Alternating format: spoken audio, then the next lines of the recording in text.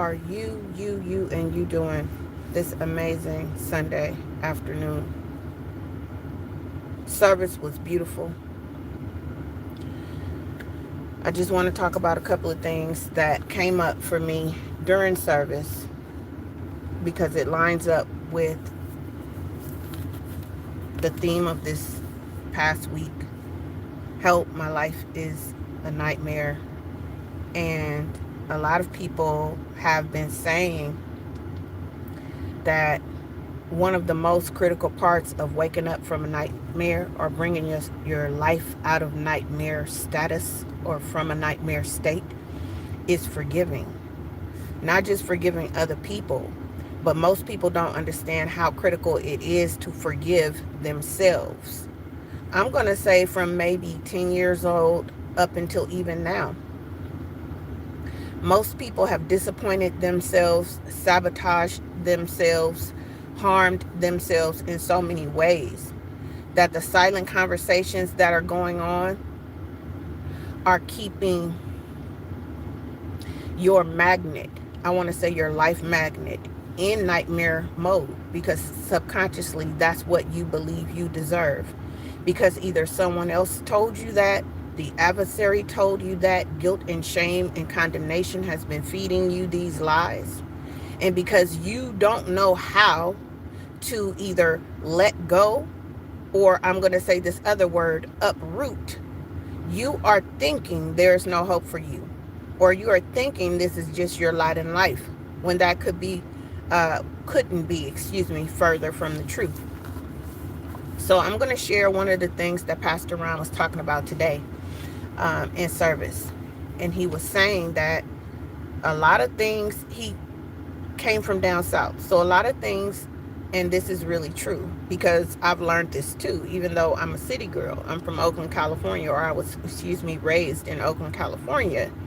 Most of the people that came from our town had roots down south. And so a lot of these sayings didn't just happen where Pastor Ron grew up. They happen pretty much everywhere down south. And one of the lies that he was talking about was a statement that was made decades ago. And people thought it was a passage in the Bible, which was, an idle mind is the devil's playground, right? While that is a fact, it's nowhere in the Bible. But most people don't know that. Hey, Sadra, thank you so much. God bless you. So this is one of the things, right, that most of us have thought was in scripture, but it's not. It's a fact that an idle mind, which means you're not in control of your mind. So you're giving the adversary of the world, the adversary of life, rulership over your mind. That's why it's important for us to take authority over our mind and guard our mind and our hearts on a daily basis. And there are actually things that we can set so that it could be automatic, right? Just like everything else that's in our subconscious mind, it's automatic. It's like our breathing or how our body works. We don't even have to tell it what to do, and it's automatically doing it, right? So there is a way for us to set ourselves up so that our systems can automatically protect us and keep us from nightmare type living. This is the other thing that I just said on my Facebook reel. One of the lies I used to believe was something that Job said. And even though it's in the Bible, the Lord did not say it. But most people, especially pastors, have quoted this for decades. The Lord gives and the Lord takes away, which is not true. Anything that the Lord gives you or me, we either lose or the devil steals it or tricks us out of it, either by wrong connections or wrong moves. So anything that the Lord gives you, whether it's a person, an opportunity, anything the Lord gives you, even if you get rebellious, it's not him taking it away, right? It's you losing it or you opening yourself up for it to be stolen right? Through a person or a situation. But it was not him that took it away. So for every person that has heard someone say, you better be careful because just like God gave it to you, he'll take it from you, that's a lie. That's a lie. In John 10:10, the Bible tells you who the thief is, right? And it's not the living God. The only time the living God will enact his authority or position over anyone is the adversary of his children, or people that are attacking even lost people. This is what he does, or the prayers of his saints praying for people that are lost. Then he takes up their cases, and then he is the one that comes in and deals with enemy energy or the adversary's children, right? So I wanted to share that, and then I'm going to say this about Job, because a lot of people don't know this. Job opened himself up for the adversary to take everything away from him. And let me tell you how he did that. His children were grown, right? And so Job had a duty. He was an elder. And one of the things that he was assigned to do was to be at the gates and to be doing ministry and some type of business at the gates for the people. But instead of doing that, so he moved from his post. That's the first thing. He got out of position. Second thing is he started giving these offerings to the Lord from a place of fear and not a place of faith. So he was giving sacrifices from a place of fear because he felt his children were dishonoring the Lord, which they probably were. But what opened him up for the adversary to come and steal everything from him, including his health, was fear. So when Job started inquiring of the Lord, he asked the Lord to show him where he erred. When he asked the Lord to do that, that's when he said, the thing that I feared came upon me. Fear opens the door to the adversary. Faith opens the door to the living God. Fear ties the hands of the angels. Faith gives fire to the angels to move. Okay? So if you have ever believed that lie, here is what the truth is concerning what happened to Job. The Lord did not take his stuff away. And the reason why he had to give the adversary room to do that to Job is because Job started fearing. When Job started fearing, he removed the hedge of protection from around himself. The Lord didn't take that away. So if you ever study out, pray, meditate, and fast, you can go see for yourself throughout that whole passage what actually happened to Job and why. So I'm going to say today, one of the lies you might be believing is that you can't get over it. You can't let something go. It's too hard. They did too much, whatever, right? Your decisions, not what someone else did or didn't do for you. Your own decisions are keeping you trapped in a nightmare state, because that's what was keeping me trapped in a nightmare state. I was subconsciously bowing to condemnation, guilt, fear, shame, unworthiness, and undeservingness. And so that kept me going from nightmare to nightmare to nightmare type state. When I started healing from that and understanding that some things you can't let go because they have become a tree. So here is what you have to do about things that you feel in your heart that you just cannot let go. That means there's a tree there. There could be a tree of offense, a tree of guilt, a tree of shame. It's not like a leaf or a bag, something that you could just let go and it'll fly off into the wind. You have to uproot these things. How do we do anything? With the words of our mouth first. It's not a feeling first. It won't even be a thought first. It can be an instruction coming from somebody like me. You are going to uproot whatever that emotion is. If you got so many emotions going on that you don't know exactly which one it is, you can start saying right now, I uproot every emotion connected to this nightmare I'm living. I uproot you now and I cast you out of my soul. I cast you into the pit.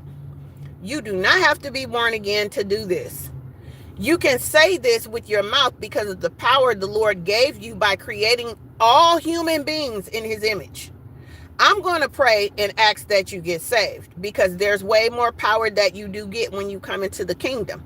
And it is as simple as asking Jesus to come into your heart to save you and to take your life and do something amazing with it. That is what you can say. You don't have to go through the old school, long drawn out way that we were taught that you had to get saved, right? But uprooting trees from your heart is going to give you the power and the tools and everything you need to start seeing yourself wake up from the nightmare. Whatever the nightmare is. Relationship. Place where you're living. Place where you're working. A marriage. Your relationship with your children, siblings, parents. It doesn't matter what kind of nightmare you appear to be living in. I'm telling you that the number one thing you have to do is forgive. And it even could be yourself. You're trying to forgive all these other people for what they did or didn't do for you, but you haven't forgiven yourself yet for letting yourself down, for making wrong decisions, for probably cheating somebody out of something besides yourself. It could have been having children at a young age, having children out of wedlock, right? Staying with abusive people, or it could be a list of things. Your number one key to waking up and getting out of the nightmare is making the decision you are no longer going to live there. And then from that decision, you start with forgiveness. And you have to say it out of your mouth. I did a short that had a confession or affirmation, whatever you want to call it. But it gives you exactly what to say to start disconnecting yourself from the frequency of offense, hatred, guilt, shame, condemnation, bitterness, resentment, regret, right? Look for the shorts here because I just did it, I think, a couple of days ago. Write that down if you feel like you are living in the nightmare of all nightmares. Don't just say it, write it down. And if you want to, you could even write the names of the people. And after you write that, burn it. Burn it in a pan. Don't go set arson nowhere, but burn it. And then take a walk. Drink some water, alkaline water, right? If you don't have a filter on your system, get some alkaline water. Let me tell you the power of using alkaline water.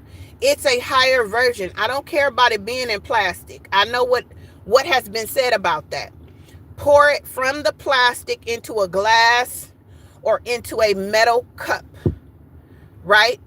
Because we have energy. So whatever we're drinking from, we're literally heating up that material while we're drinking. So if you buy some water in a bottle, don't drink it from the bottle. Stop doing that. When you speak certain things, take a walk, work out, take cleansing breaths. And those cleansing breaths happen when you breathe in through your nose, hold it for a second or two, blow it out your mouth slowly. You are slowing down your heart rate. You're also bringing your conscious and subconscious, unconscious minds closer to alignment while you are awake. That's what's so important about taking deep, slow breaths, right? Drinking that water helps to cleanse your system. Everything that's seated in your subconscious mind is also meshed into your skin. It's meshed into your meat. It's meshed into your blood. That's why it's critical to not just say stuff, not just put a higher quality water in your body, but then move. Move your body, dance, take a walk, work out for at least 10 minutes or longer. Because what you're doing is you are moving energy. You're getting rid of it. And then take a shower or a bath as hot as you can stand it, because that's also releasing things from you, and it's also relaxing your nervous system, right? So I hope that helped somebody today. I'm going to be putting the link to the Becoming Future You challenge that's coming up on the 23rd. This is not a free challenge, so you will have to put some coins together, but you're going to be investing in you. I'm making it a requirement so that you can take the action steps you need to take each day. Most people pay when they pay better attention when they pay. And this is something that I've learned, not just with myself, but dealing with people. When you give people things free, they are not always active. And that's 95% of people. They will not take the actions. They will consume the information and then still stay in the same place. My goal before this year is out is to take 3 months and help people get closer to the future version of themselves that they believe they were born to be or that they desire to be. So it's going to require time investment, money investment, energy investment, right? And I promise you, if you do your part, because I'm going to show up and do my part, you're going to feel and see a difference each day that we have this challenge. I'm doing it once a month because I can only do 3-day challenges. I have a high level of ADHD that I have been transforming into a superpower instead of it being a disability, right? So I can't do the 5-day challenges. I did that maybe once or twice, like a couple of years ago. No. Any challenge that I do is going to be either 3 days, 72 hours, 2 days, or 1 day. This is called the 72-hour challenge because every hour counts. And that is the reason why the title of it is the 72-hour Becoming Future You challenge. All right. So I got to go. I just wanted to stop and share this to tell you a part of waking up from the nightmare is going to be coming out of the lies you've been believing all this time. And it could be that you're in the place that you deserve to be. Even if you made mistakes, that's a lie. Because if you're alive today, that means that you can do new things. You can become a new person. You can get saved even and have a better life. You can have heaven on earth based on the decisions you make. But I can't help you if you won't participate in your own rescue, right? We are grown. And even some of the children, even some teenagers can make grown folk moves by doing things that's going to put them in a better position. We are our own rescue. Nobody else is coming to save us. We have to save ourselves. And I'm here throwing out a life raft, a helicopter, whatever you want to call it, for people that are ready to wake up and to start living a dream and not staying trapped in a nightmare that you probably walked into yourself or somebody put you in, right? You don't have to stay there. Quit believing the lie. I'll see you guys soon. Peace. Pardon, would you repeat